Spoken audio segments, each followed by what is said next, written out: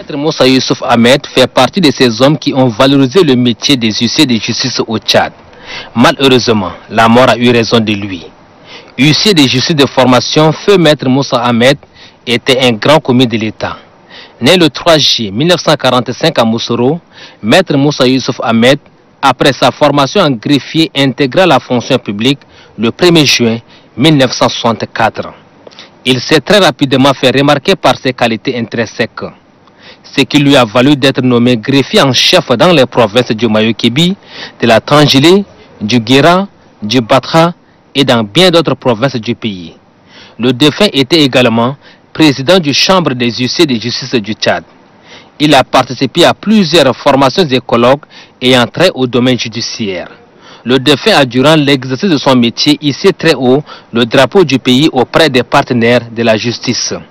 Ses collègues et amis gardent de lui un cadre rompu à la tâche. Maître Moussa Youssouf Ahmed, on a cheminé longtemps ensemble, et moi, comme président de la Chambre, il est mon conseiller. On a eu à effectuer de nombreuses missions ensemble par rapport aux réformes judiciaires qui sont engagées dans notre pays. Nous avons convaincu l'Union internationale des huissiers de justice pour arracher une mérite, une médaille en or pour nous.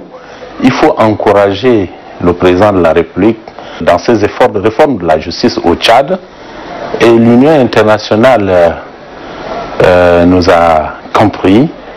C'est ainsi que lorsque nous avons organisé le colloque international des huissiers de justice ici à N'Djamena,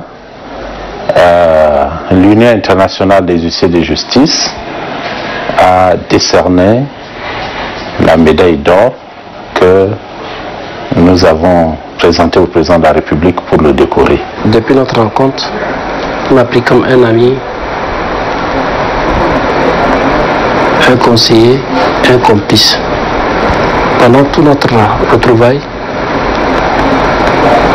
il a tout donné pour moi. L'expérience de la vie, l'expérience judiciaire, l'expérience dans l'activité humaine, dans la politique et dans les affaires aussi. Maître Moussa Youssouf Ahmed laisse derrière lui une veuve et 9 orphelins.